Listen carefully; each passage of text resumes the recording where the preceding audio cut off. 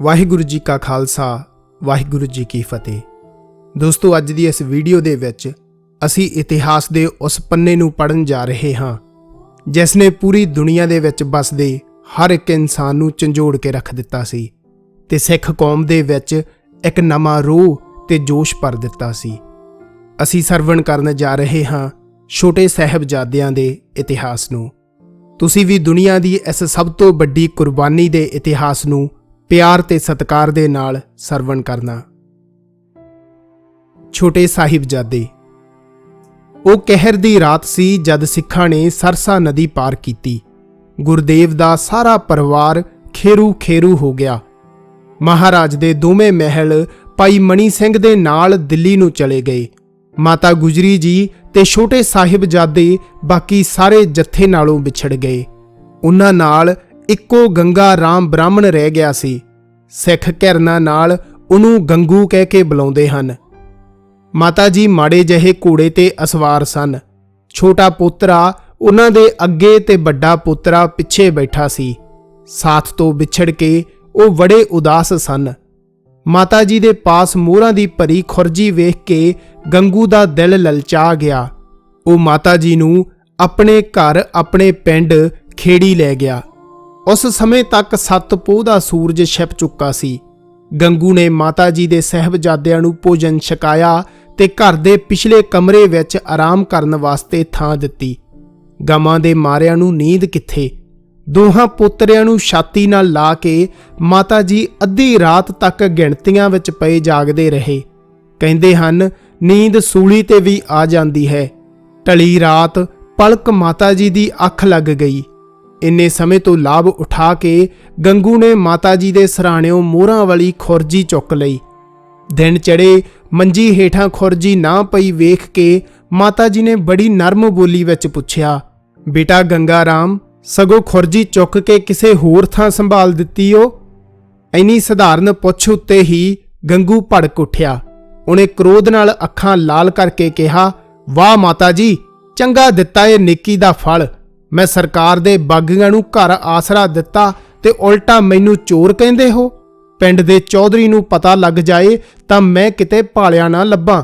ਮੈਂ ਜਾਨ ਦਾ ਖਤਰਾ ਸਹੇੜ ਕੇ ਤੁਹਾਡੀ ਰੱਖਿਆ ਕੀਤੀ ਤੇ ਤੁਸੀਂ ਮੈਨੂੰ ਹੀ ਚੋਰ ਬਣਾਇਆ। ਇਸ ਨਾਲੋਂ ਤਾਂ ਚੰਗਾ ਕਿ ਮੈਂ ਸਾਰੀ ਗੱਲ ਚੌਧਰੀ ਨੂੰ ਜਾ ਦੱਸਾਂ। ਗੰਗੂ ਦੀ ਇਸ ਧਮਕੀ ਨੂੰ ਸੁਣ ਕੇ ਮਾਤਾ ਜੀ ਨੇ ਪਹਿਲਾਂ ਨਾਲੋਂ ਵੀ ਨਰਮ ਸੁਰ ਵਿੱਚ ਕਿਹਾ, ਪੁੱਤ, ਤੈਨੂੰ ਕਿਉਂ ਚੋਰ ਬਣਾਉਣਾ ਸੀ? ਮੈਂ ਤੈਨੂੰ ਪੁੱਤਰਾਂ ਵਾਂਗ ਪਾਲਿਆ ਏ। ਮੈਂ ਤਾਂ ਕਿਹਾ ਏ ਸਗੋਂ ਚੰਗਾ ਕੀਤਾ ਈ, 4 ਪੈਸੇ ਕਿਸੇ ਚੰਗੇ ਥਾਂ ਸੰਭਾਲ ਲਏ। ਭਲਾ ਤੇਰਾ ਤੇ ਸਾਡਾ ਕੁਝ ਵੰਡਿਆ ਹੋਇਆ ਏ? ਬਸ ਰਹਿਣ ਦਿਓ ਮਾਤਾ ਜੀ, ਮੈਂ ਇਹਨਾਂ ਗੱਲਾਂ ਵਿੱਚ ਆਉਣ ਵਾਲਾ ਨਹੀਂ। ਤੁਸੀਂ ਪਹਿਲਾਂ ਮੈਨੂੰ ਚੋਰ ਬਣਾਇਆ ਤੇ ਹੁਣ ਇਸ ਤਰ੍ਹਾਂ ਦੀਆਂ ਮਿੱਠੀਆਂ ਗੱਲਾਂ ਕਰਕੇ ਮੈਥੋਂ ਚੋਰੀ ਦਾ ਇਕਬਾਲ ਕਰਾਉਣਾ ਚਾਹੁੰਦੇ ਹੋ। ਤੁਹਾਡੇ ਵੱਲੋਂ ਜੋ ਇਨਾਮ ਮਿਲਣਾ ਸੀ ਮਿਲ ਗਿਆ। ਹੁਣ ਮੈਂ ਆਪਣੀ ਜਾਨ ਕਿਉਂ ਖਤਰੇ ਵਿੱਚ ਪਾਵਾਂ? ਮੈਂ ਹੁਣੇ ਜਾ ਕੇ ਚੌਧਰੀ ਨੂੰ ਦੱਸ ਦਿੰਦਾ ਹਾਂ। ਬੁੜਬੁੜ ਕਰਦਾ ਗੰਗੂ ਘਰੋਂ ਬਾਹਰ ਨਿਕਲ ਗਿਆ। ਮਾਤਾ ਜੀ ਬਥੇਰਾ ਰੋਕ ਰਹੇ ਪਰ ਮਾਰੀ ਮੱਤ ਵਾਲਾ ਗੰਗੂ ਮੁੜਿਆ ਨਾ। ਉਸਨੇ ਪਿੰਡ ਦੇ ਚੌਧਰੀ ਨੂੰ ਮਾਤਾ ਜੀ ਦੀ ਖਬਰ ਜਾ ਦਿੱਤੀ। ਚੌਧਰੀ ਉਸੇ ਵੇਲੇ ਆਪਣੇ ਆਦਮੀ ਲੈ ਕੇ ਆ ਗਿਆ। ਮਾਤਾ ਜੀ ਨੂੰ ਵੇਖ ਕੇ ਚੌਧਰੀ ਨੇ ਆਪਣੇ ਆਦਮੀ ਪਹਿਰੇ ਤੇ ਬਿਠਾ ਦਿੱਤੇ। ਚੌਧਰੀ ਤੇ ਗੰਗੂ ਦੋਵੇਂ ਮੁਰਿੰਡੇ ਜਾ ਪਹੁੰਚੇ। ਖੇੜੀ ਤੋਂ 2 ਮੀਲ ਹੈ ਮੁਰਿੰਡਾ। ਮੁਰਿੰਡੇ ਦੇ ਹਾਕਮ ਜਾਨੀ ਖਾਂ ਤੇ ਮਾਨੀ ਖਾਂ ਉਸੇ ਵੇਲੇ ਸਿਪਾਹੀ ਲੈ ਕੇ ਖੇੜੀ ਜਾ ਪਹੁੰਚੇ। ਮਾਤਾ ਜੀ ਨੇ ਵੇਖ ਕੇ ਗੁੱਸੇ ਨਾਲ ਕਿਹਾ, ਗੰਗਿਆ, ਜਿਸ ਧਨ ਦੇ ਲੋਭ ਪਿੱਛੇ ਇਹ ਪਾਪ ਕੀਤਾ ਈ, ਕੀ ਉਹ ਤੈਨੂੰ ਪਾਰ ਲੰਘਾ ਦੇਵੇਗਾ? ਜਾਨੀ ਖਾਂ ਤੇ ਮਾਨੀ ਖਾਂ ਨੇ ਸ਼ੱਕੀ ਨਜ਼ਰ ਨਾਲ ਗੰਗੂ ਵੱਲ ਵੇਖਿਆ। ਡਰਦਾ ਮਾਰਿਆ ਗੰਗੂ ਪੈਰਾਂ ਤੱਕ ਕੰਬ ਉੱਠਿਆ। ਆਪਣੇ ਪਾਪ ਨੂੰ ਲੁਕਾਉਣ ਦਾ ਯਤਨ ਕਰਦਿਆਂ ਉਹਨੇ ਗੁੱਸੇ ਨਾਲ ਭੜਕ ਕੇ ਕਿਹਾ, ਮਾਤਾ ਜੀ, ਤੁਹਾਡੇ ਦੋਸ਼ ਲਾਇਆ ਮੈਂ ਚੋਰ ਨਹੀਂ ਬਣ ਚੱਲਿਆ। ਮੈਂ ਸਰਕਾਰ ਦਾ ਵਫਾਦਾਰ ਹਾਂ, ਸੋ ਤੁਸਾਂ ਤਾਂ ਮੈਨੂੰ ਬੁਰਾ ਕਹਿਣਾ ਹੀ ਹੋਇਆ। ਧੰਨ ਵਾਲੀ ਗੱਲ ਇੱਥੇ ਹੀ ਦੱਬੀ ਗਈ। ਜਾਨੀ ਖਾਂ ਮਾਨੀ ਖਾਨ ਖੁਸ਼ ਸਨ ਕਿ ਗੁਰੂ ਦੇ ਸਾਹਿਬਜ਼ਾਦਿਆਂ ਨੂੰ ਗ੍ਰਿਫਤਾਰ ਕਰਨ ਬਦਲੇ ਸਰਕਾਰ ਵੱਲੋਂ ਉਹਨਾਂ ਨੂੰ ਚੋਖੀ ਨੇਕਨਾਮੀ ਮਿਲੇਗੀ। ਉਹਨਾਂ ਮਾਤਾ ਜੀ ਤੇ ਸਾਹਿਬਜ਼ਾਦਿਆਂ ਨੂੰ ਮੁਰਿੰਡੇ ਜਾ ਨਜ਼ਰਬੰਦ ਕੀਤਾ। 10 ਪੋਹ ਨੂੰ ਨਵਾਬ ਵਜ਼ੀਰ ਖਾਂ ਵਾਪਸ ਸਰਹੰਦ ਪੁੱਜਾ ਤਾਂ ਮੁਰਿੰਡੇ ਵਾਲਿਆਂ ਮਾਤਾ ਜੀ ਤੇ ਸਾਹਿਬਜ਼ਾਦੇ ਉੱਥੇ ਜਾ ਪੇਸ਼ ਕੀਤੇ। ਚਮਕੌਰ ਵਿੱਚੋਂ ਗੁਰੂ ਜੀ ਦੇ ਬਚ ਕੇ ਨਿਕਲ ਜਾਣ ਕਰਕੇ ਸੂਬੇਦਾਰ ਵਜ਼ੀਰ ਖਾਂ ਬੜਾ ਖਿਜਿਆ ਹੋਇਆ ਸੀ। ਉਸ ਵੇਲੇ ਆਪਣੀ ਬੜੀ ਵੱਡੀ ਹਾਰ ਤੇ ਨਮੋਸ਼ੀ ਸਮਝਦਾ ਸੀ। ਛੋਟੇ ਸਾਹਿਬਜ਼ਾਦਿਆਂ ਦੇ ਹੱਥ ਆ ਜਾਣ ਕਰਕੇ ਵਜ਼ੀਰ ਖਾਂ ਦੇ ਮਨ ਨੂੰ ਕੁਝ ਢਾਰਸ ਹੋਈ। ਉਹਨੇ ਮਾਤਾ ਜੀ ਤੇ ਸਾਹਿਬਜ਼ਾਦਿਆਂ ਨੂੰ ਕਿਲੇ ਦੇ ਬੁਰਜ ਅੰਦਰ ਕੈਦ ਕਰ ਦਿੱਤਾ। ਲਗਭਗ 8 ਪਹਿਰ ਦਾਦੀ ਪੋਤਰੇ ਭੁੱਖੇ ਧਿਆਏ ਰਹੇ। ਸਾਰੀ ਰਾਤ ਦਾਦੀ ਪੋਤਰਿਆਂ ਨੂੰ ਗੋਦ ਵਿੱਚ ਲੈ ਕੇ ਬਜ਼ੁਰਗਾਂ ਦੀ ਦ੍ਰਿੜਤਾ ਦੀਆਂ ਸਾਖੀਆਂ ਸੁਣਾਉਂਦੀ ਰਹੀ।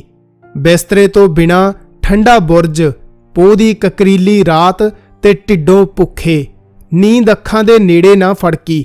ਅਗਲੇ ਦਿਨ ਕਚਹਿਰੀ ਲੱਗੀ ਤਾਂ ਸਾਹਿਬਜ਼ਾਦਿਆਂ ਨੂੰ ਪੇਸ਼ ਕਰਨ ਦਾ ਹੁਕਮ ਹੋਇਆ। ਕੁਝ ਇਤਿਹਾਸਕਾਰਾਂ ਨੇ ਇੱਕ ਸੁੰਦਰ ਸਾਖੀ ਲਿਖੀ ਹੈ। ਨਵਾਬ ਦੇ ਅਹਿਲਕਾਰਾਂ ਨੇ ਇੱਕ ਗੋਂਦ ਅਨੁਸਾਰ ਕਚਹਿਰੀ ਦਾ ਵੱਡਾ ਦਰਵਾਜ਼ਾ ਬੰਦ ਕਰ ਦਿੱਤਾ ਤੇ ਸਾਹਿਬਜ਼ਾਦਿਆਂ ਦੇ ਲੰਘਣ ਵਾਸਤੇ ਛੋਟੀ ਜਿਹੀ ਬਾਰੀ ਖੁੱਲੀ ਰੱਖੀ। ਗੋਂਦ ਇਹ ਸੀ ਕਿ ਅੰਦਰ ਦਾਖਲ ਹੋਣ ਵੇਲੇ ਸਾਹਿਬਜ਼ਾਦੇ ਸਿਰ ਝੁਕਾ ਕੇ ਲੰਘਣਗੇ ਤਾਂ ਸਾਰੇ ਦਰਬਾਰੀ ਰੌਲਾ ਪਾ ਦੇਣਗੇ ਕਿ ਸਾਹਿਬਜ਼ਾਦੇ ਨਵਾਬ ਨੂੰ ਸਲਾਮ ਕਰ ਰਹੇ ਹਨ। 2 ਸਿਪਾਹੀ ਸਾਹਿਬਜ਼ਾਦਿਆਂ ਨੂੰ ਲੈਣ ਵਾਸਤੇ ਗਏ। ਪੁੱਤਰਿਆਂ ਨੂੰ ਵਿਦਿਆ ਕਰਦਿਆਂ ਮਾਤਾ ਗੁਜਰੀ ਨੇ ਇੰਨਾ ਕਿਹਾ, ਮੇਰੇ ਲਾਲ, ਇੰਨੀ ਗੱਲ ਯਾਦ ਰੱਖਣੀ ਕਿ ਤੁਸੀਂ ਗੁਰੂ ਗੋਬਿੰਦ ਸਿੰਘ ਜੀ ਦੇ ਸਾਹਿਬਜ਼ਾਦੇ ਹੋ ਤੇ ਗੁਰੂ ਤੇਗ ਬਹਾਦਰ ਜੀ ਦੇ ਪੋਤਰੇ ਹੋ। ਮਰਦਾਂ ਵਾਂਗ ਅਡੋਲ ਰਹਿਣਾ, ਜ਼ਾਲਮ ਸਾਹਮਣੇ ਝੁਕਣਾ ਨਹੀਂ, ਗੱਜ ਕੇ ਫਤਿਹ ਬੁਲਾਉਣੀ। ਸਾਰੇ ਰਾਹ ਸਿਪਾਹੀ ਧਮਕੀਆਂ ਦਿੰਦੇ ਗਏ ਕਿ ਨਵਾਬ ਸਾਹਿਬ ਨੂੰ ਝੁਕ ਕੇ ਸਲਾਮ ਕਰਨਾ, ਨਹੀਂ ਤਾਂ ਅਨਿਆਈ ਮੌਤੇ ਮਾਰੇ ਜਾਓਗੇ।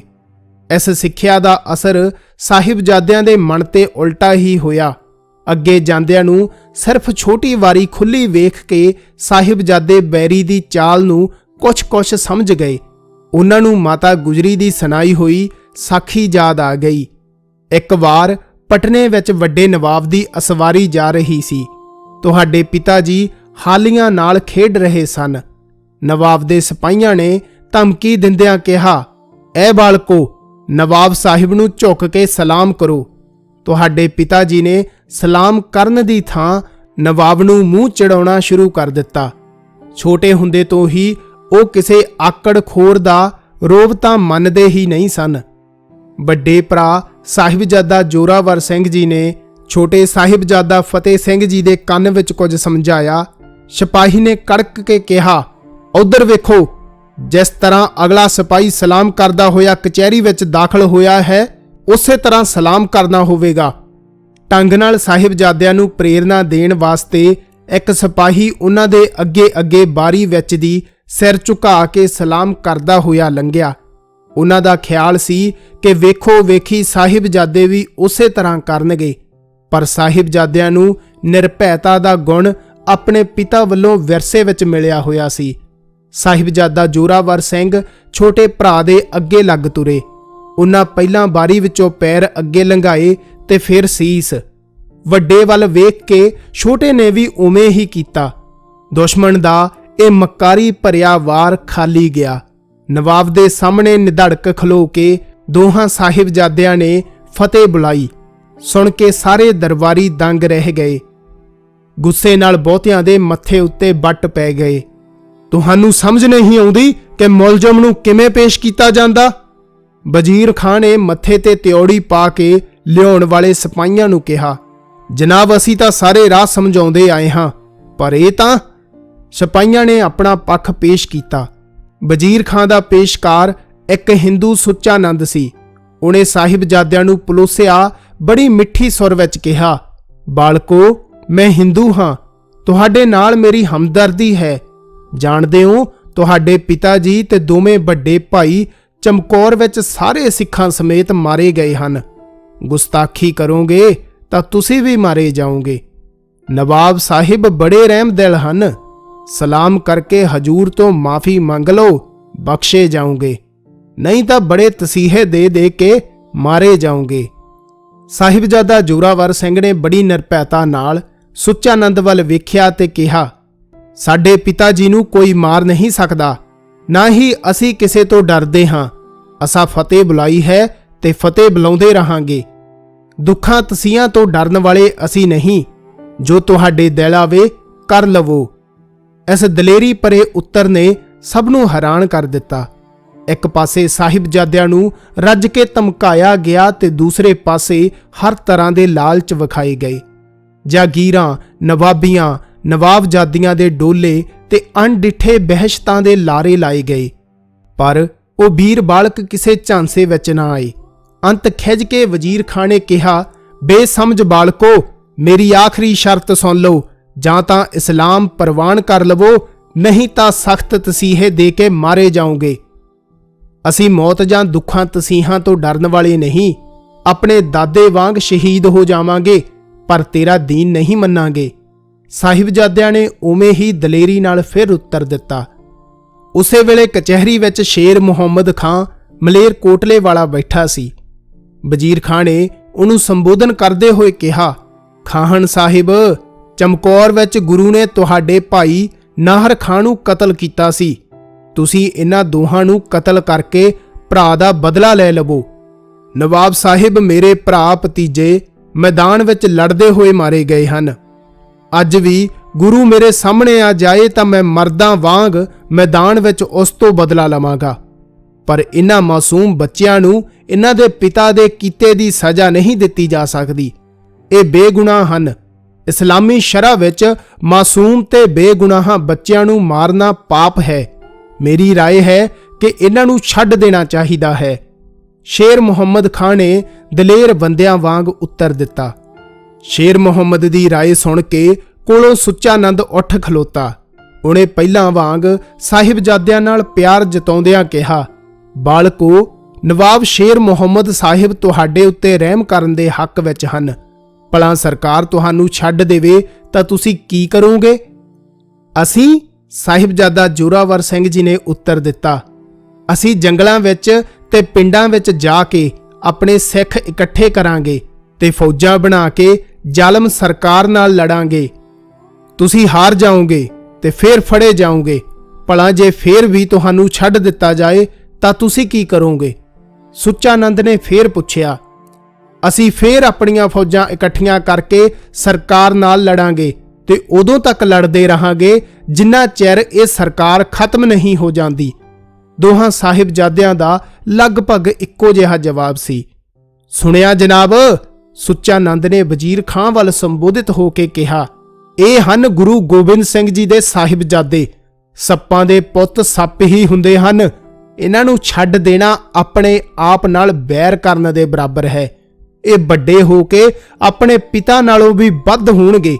ਮੇਰੀ ਰਾਏ ਵਿੱਚ ਇਹਨਾਂ ਨੂੰ ਮੌਤ ਦੀ ਸਜ਼ਾ ਦੇ ਦੇਣੀ ਚਾਹੀਦੀ ਹੈ। ਸੁੱਚਾ ਨੰਦ ਦੀ ਰਾਏ ਸੁਣ ਕੇ ਮੁਫਤੀ ਮੌਲਵੀ ਵੀ ਤੇਜ਼ ਹੋ ਗਏ। ਉਹਨਾਂ ਵੀ ਸਾਹਿਬਜ਼ਾਦਿਆਂ ਨੂੰ ਮਾਰ ਦੇਣ ਦੀ ਰਾਏ ਦਿੱਤੀ। ਵੱਡੇ ਮੁਫਤੀ ਨੇ ਫਤਵਾ ਦਿੱਤਾ ਕਿ ਇਹੋ ਜਿਹੇ ਜਿੱਦੀ ਬਾਲਕਾਂ ਨੂੰ ਜਿਉਂਦਿਆਂ ਹੀ ਕੰਧ ਵਿੱਚ ਚਿਣ ਦੇਣਾ ਚਾਹੀਦਾ ਹੈ। ਸ਼ੇਰ ਮੁਹੰਮਦ ਵੱਲੋਂ ਹਾਂ ਦਾ ਨਾਰਾ ਆਇਆ, ਇਹ ਜ਼ੁਲਮ ਹੈ, ਹੱਦੋਂ ਵੱਧ ਜ਼ੁਲਮ। ਇਹ ਸ਼ਰਅ ਦੇ ਉਲਟ ਹੈ। ਮਾਸੂਮ ਤੇ ਬੇਗੁਨਾਹ ਬੱਚਿਆਂ ਨੂੰ ਮਾਰਨ ਦੀ ਸ਼ਰਅ ਕਦੇ ਇਜਾਜ਼ਤ ਨਹੀਂ ਦਿੰਦੀ। ਮੈਂ ਇਹ ਜ਼ੁਲਮ ਨਹੀਂ ਵੇਖ ਸਕਦਾ। ਹਾਂ ਦਾ ਨਾਰਾ ਮਾਰ ਕੇ ਸ਼ੇਰ ਮੁਹੰਮਦ ਖਾਂ ਕਚਹਿਰੀ ਵਿੱਚੋਂ ਉੱਠ ਕੇ ਚਲਿਆ ਗਿਆ। ਸ਼ੇਰ ਮੁਹੰਮਦ ਦੀ ਰਾਏ ਦੀ ਕਿਸੇ ਪਰਵਾਹ ਨਾ ਕੀਤੀ। ਸਾਹਿਬਜ਼ਾਦਿਆਂ ਨੂੰ ਸਜ਼ਾ ਦੇਣ ਵਾਸਤੇ ਕਚਹਿਰੀ ਦੇ ਹਾਤੇ ਵਿੱਚ ਹੀ ਕੰਧ ਉਸਾਰਨ ਦਾ ਪ੍ਰਬੰਧ ਕੀਤਾ ਗਿਆ। ਹਰ ਵਾਰ ਦੇ ਨਾਲ ਸਾਹਿਬਜ਼ਾਦਿਆਂ ਨੂੰ ਪੁੱਛਿਆ ਜਾਂਦਾ ਕਿ ਇਸਲਾਮ ਮੰਨ ਲਵੋ ਤਾਂ ਜਾਨ ਬਖਸ਼ ਦਿੱਤੀ ਜਾ ਸਕਦੀ ਹੈ। ਹਰ ਵਾਰ ਸਾਹਿਬਜ਼ਾਦੇ ਇੱਕੋ ਉੱਤਰ ਦਿੰਦੇ, ਅਸੀਂ ਗੁਰੂ ਤੇਗ ਬਹਾਦਰ ਜੀ ਦੇ ਪੋਤਰੇ ਹਾਂ, ਸਿਰ ਦੇ ਦਿਆਂਗੇ ਪਰ ਅਸੀਂ ਧਰਮ ਨਹੀਂ ਹਾਰਾਂਗੇ। ਇਸ ਤਰ੍ਹਾਂ ਉਸ ਵਕਤ ਦੀ ਜ਼ਾਲਮ ਸਰਕਾਰ ਨੇ ਛੋਟੇ ਸਾਹਿਬਜ਼ਾਦਿਆਂ ਨੂੰ ਨੀਹਾਂ ਦੇ ਵਿੱਚ ਚਿਣ ਕੇ ਸ਼ਹੀਦ ਕਰ ਦਿੱਤਾ।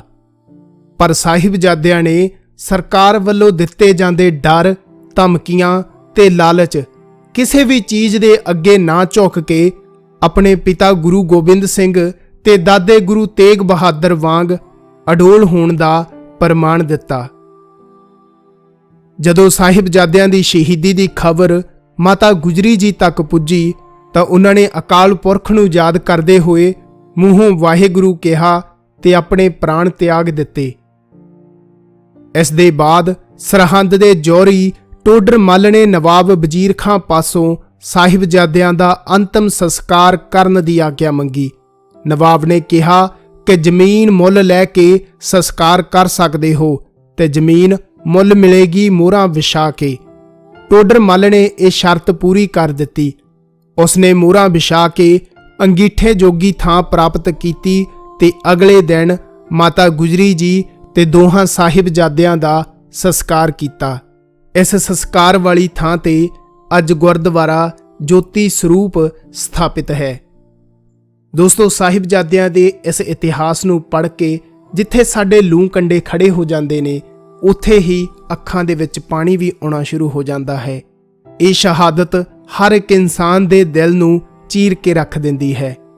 ਦੋਸਤੋ, ਗੁਰੂ ਗੋਬਿੰਦ ਸਿੰਘ ਜੀ ਦੇ ਪੂਰੇ ਪਰਿਵਾਰ ਨੂੰ ਯਾਦ ਕਰਦੇ ਹੋਏ ਇਸ ਸ਼ਹੀਦੀ ਹਫ਼ਤੇ ਦੇ ਵਿੱਚ ਕੋਈ ਵੀ ਗਲਤ ਕੰਮ ਨਾ ਕਰਨਾ, ਬਲਕਿ ਇਸ ਹਫ਼ਤੇ ਨੂੰ ਗੁਰਬਾਣੀ ਪੜ੍ਹਨ ਤੇ ਹੋਰ ਚੰਗੇ ਕੰਮ ਕਰਨ ਦੇ ਲੇਖੇ ਲਾਓ। ਦੋਸਤੋ, ਅਗਰ ਤੁਸੀਂ ਚਾਹੁੰਦੇ ਹੋ ਕਿ ਇਸ ਤਰ੍ਹਾਂ ਇਤਿਹਾਸ ਦੀਆਂ ਹੋਰ ਵੀਡੀਓ ਤੁਹਾਡੇ ਤੱਕ ਪਹੁੰਚਣ ਤਾਂ ਤੁਸੀਂ ਆਪਣੇ ਚੈਨਲ ਕਲਮ ਪੰਜਾਬ ਦੀ ਨੂੰ ਸਬਸਕ੍ਰਾਈਬ ਕਰ ਸਕਦੇ ਹੋ ਤੇ ਅੱਗੇ ਬਣੀ ਹੋਈ ਘੰਟੀ ਜ਼ਰੂਰ ਦਬਾ ਦੇਣਾ ਤਾਂ ਕਿ ਅਗਲੀ ਵੀਡੀਓ ਤੁਹਾਡੇ ਤੱਕ ਆਪਣੇ ਆਪ ਪਹੁੰਚ ਜਾਵੇ। ਮੈਂ ਕੱਲ ਫੇਰ ਮਿਲਾਂਗਾ ਸ਼ਹੀਦੀ ਹਫ਼ਤੇ ਚੋਂ ਇਤਿਹਾਸ ਦੇ ਇੱਕ ਨਵੇਂ ਪੰਨੇ ਦੇ ਨਾਲ। ਤਦ ਤੱਕ ਲਈ ਮੈਨੂੰ ਦਿਓ ਇਜਾਜ਼ਤ। ਵਾਹਿਗੁਰੂ ਜੀ ਕਾ ਖਾਲਸਾ, ਵਾਹਿਗੁਰੂ ਜੀ ਕੀ ਫਤਿਹ।